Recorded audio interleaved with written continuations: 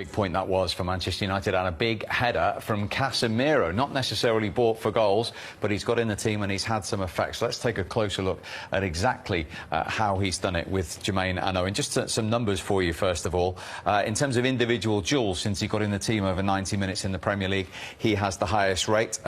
You can see the four names on that particular list. In terms of the big six, since he got in the team as well, in terms of possession, Manchester United are only second, just to Chelsea. They've had more possession than City and Liverpool and Spurs and Arsenal. And in terms of possession won in the final third, that we're going to take a closer look at in a moment, since Casemiro got in the Manchester United team, they've had the most of it out of the top six. Now, this is a position you, of course, know very well, Mr. Hargreaves. What exactly has he brought to the party when we see numbers like that? He's brought everything, really. I mean, you see the numbers there and you think all those defensive ones, but he's brought leadership. This man's won 5 Champions League, Steve. He's a special player. I think he's good under pressure.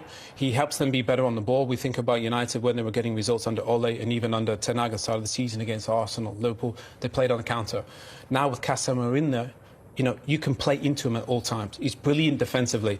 But I think what we're going to show is here, he's really good on the ball as well. Obviously, the header against Chelsea, that's the icing on the cake. But some of these clips here that we're going to get into just show that this man has so many attributes that I think have gone a little bit unnoticed. And well, let's first of all remind everyone what the issue was in that area of the pitch before Casemiro got into the team. Well, a lot of the United fans were very critical of the fact that every manager seemed to play Fred and McTominay. In the end, they always played because I think they always thought they were doing a job for the side. Look, I'm just going to highlight Fred there.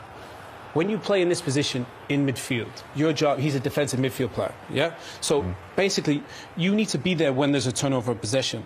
For whatever reason, Fred, I'm going to run this really slowly, decides to gamble from the flick on Ronaldo. He thinks he's going to get it and receive it there.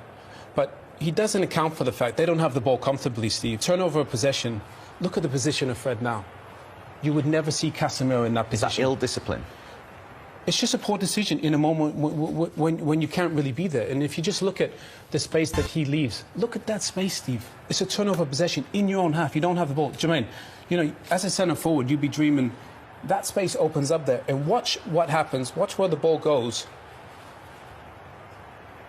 Watch where the ball goes, and basically in his position where he was. If he's there, none of this would have ever happened. Look, David De Gea makes a terrible mistake and the ball goes in. But if Fred is there in that position in that moment, then that probably could have been avoided. We've got another one here. This is obviously against Manchester City. And again, something very similar. Look, keep an eye on Gundogan there. All these boys know they're basically setting up this attack. And look at Bernardo Silva, runs out onto the wide area of the pitch. He's making this pitch really wide. And that's Scott McTominay in that position there. What's he doing there? He's too far wide. I was taught as a central midfield player, basically, I don't want to be outside these areas. Yeah, that's not my job. I got to be in here. Look at Eriksen. He's not a defensive midfield player. He's a number 10. We're going to run this on real slowly so you can just see. Man City make this pitch this big because basically all they want to do is get this ball around the corner from Gundogan into Grealish there. Grealish is there. And watch what happens. This space here that United have to deal with. Look at that. Look at that. Oh, no. Eriksen's on his own in there. Casemiro would be in there, Jermaine, wouldn't he? So is that a lack of discipline, especially in that sort of position? Do you know what? Scott is a young guy. I was like the same. I was athletic and I was aggressive. I want to go press the ball. If you watch Casemiro, sometimes he just stands still. And we're just going to run this on a little bit more. Just going to run this a little bit back. Look at Erling Haaland. They're building this attack because they know exactly what's going to come. They're all prepared for this. Eriksen's not sure. Do I go with De Bruyne? Do I go with Jack Grealish? And obviously, Scott is just in the wrong position. But when they get here, Jermaine, you obviously like the fact that Haaland, he's getting into the box there. Yeah, this is brilliant. And actually, when you watch it play from before, and he's actually saying to Jack Grealish, actually come, stay on the ball, bring it, because all he's thinking about is seeing the defender's number and not coming to link play, but where can I be when we're going to score goals? I need to get in there. He's not thinking about come to link play. There's an overload here, 2v1. All he's thinking about is where can I be to get into these areas, I like to call it the red zone, to score goals, and you watch it play in here now. And that's the thing. I think in this situation, Casemiro would be there to break up that. Obviously, this is what we saw against Leicester. The fact, you can win it there, but this is the thing I love. You know, we're just going to run it on real slow. Look at there. You know, he's got his head up. He's looking. He basically, and the thing that's really impressed me, Jermaine, is the fact, you know, he's able to hit these passes and get Marcus Rashford, get Bruno Fernandes into these areas. That's the thing that surprised me, is his passing. His range of passing has been really exceptional. We know defensively he's really good. I mean, Jermaine, this ball. I love this clip.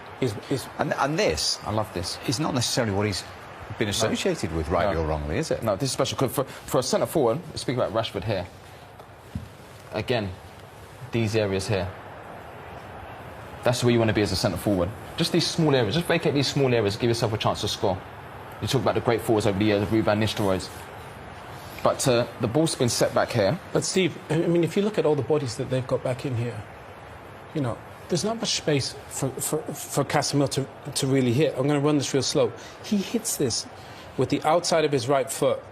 I mean, that is picture perfect. And Marcus is going to score, hasn't he, Jermaine? Yeah, because it's in between the two centre-halves. It's one of the best balls you'll see all weekend and that. And obviously Rashford, from his reaction, you know he has to score because it's been put on a plate for him. But what a cross.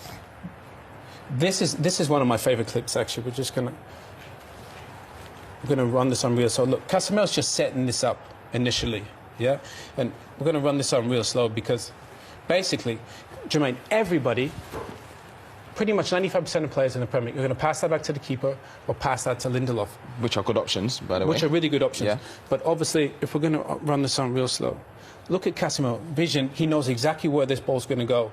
And bang, and they're out. And that's the beautiful thing. Casemiro plays the ball forward. Fred and McTominay were good players, but they didn't play forward in some of these crucial moments. This is against Everton. This is class. I love this. And Jermaine, the thing you liked about this was the weight of the pass for Cristiano Ronaldo. Yeah, because you see here, where you want a ball is in here. Yeah. You don't want to break your stride because it gives the defender a chance to get back.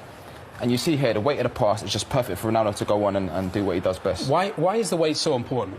Because if you break your stride, then I feel like Ronaldo then it would be one-on-one. But at the minute here, it's like a race. So you want it in front of you so you can run onto it and get a touch and drive into the box and get a finish. See, this one is just, Steve, it's just a small little subtle one.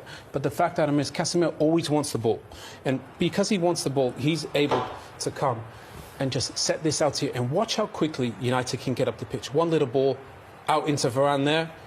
Great ball into midfield, a little dummy, and you're out. And the goal of football is to score. Get the ball to your attacking players that can make the difference. And I think Casemiro allows you to do that. This is what we've seen so far this season. Look, he's brilliant in here, turnover of possession, and bang, get it to your attacking players. Look how quickly, when he gets a turnover of possession, it almost leads to a goal. And obviously, I mean, this has probably been his standout moment, such an important moment. You know, he just gets on the end of a fabulous ball from Luke Shaw, and he's very, very good in the air. So I think in terms of impact, the team's unbeaten since he's come into the side. He's had an assist against Everton, he's had a huge goal against Chelsea, but he's been what we anticipated in terms of defensively, winning the ball, one of the best defensive midfield players in the Premier League, and he's won 5 Champions League. There's a reason for that, because this guy is so reliable. They're really individual qualities that, as I say, a lot of people didn't expect in certain areas of the pitch. But in terms of the team frame and setup and the way Erik ten Hag wants to play, how's he helped that in recent weeks? Well, look, I think there's a lot of things that go into that. I think, look, if you think about United and the way they're setting up, I think this is basically how it's going to be. Obviously, you got at times, you got 2 centre-backs there, and Casemiro, because he's so good at playing this position, they trust him to be in there, and, you know, if they turn over the ball. If you look at United, attacking-wise, you know, 1, 2, 3, 4, 5, 6. So he allows them to go and press like that. He's the trust, basically, in this. Whereas before, I don't think they trusted it as much. Because he's at the base there, they're allowed to go play a little bit more and attack. And obviously, it leads to the fact that you can get all these bodies in attacking. You know, 6 bodies, Jermaine. You know, that's a significant number. Yeah, it obviously gives you more chance of scoring goals when you can have more bodies up the pitch and knowing that you've got someone behind you that can, obviously, that's got that awareness behind, and that's good behind the ball. I mean, this clip, when I think of Ten Hag and the way he plays football, I think this is his blueprint.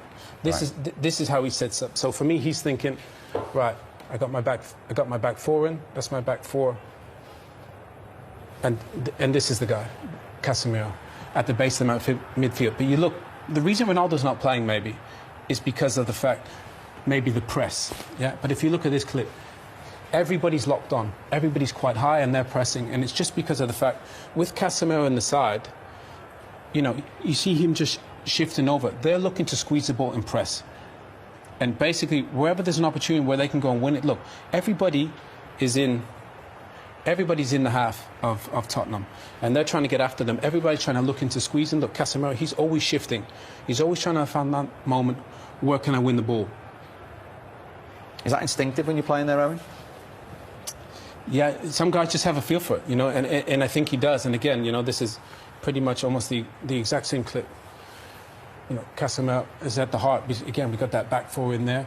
Everybody's locked on, basically, because, Jermaine, they want to get after people and they want to press because they know with him, he's a security blanket. And do you think playing this way, pressing higher, they create more chances? Because what happens is you end up winning the ball higher and then you create more chances and then you get sustained attacks. So when you've got someone like that in, you can afford to press higher. And then that's why I think Man United now, they can play with that sort of intensity and they'll create a lot more chances. The thing is as well, the goal is to get these guys the ball. These guys that decide the games. Casemiro does that. So he gets the ball, see there, you know, he gets it into Bruno Fernandes, into Eriksen, into Rashford, into Martial. These guys that can help go and decide the game, because basically you need the ball to get into the guys that decide the games, the Jermaine Defoes and all these attacking players. And I think now, with Casemiro at the base of that midfield, it's not a coincidence that United are unbeaten in the Premier League. And I think they've got a blueprint going forward to success with him.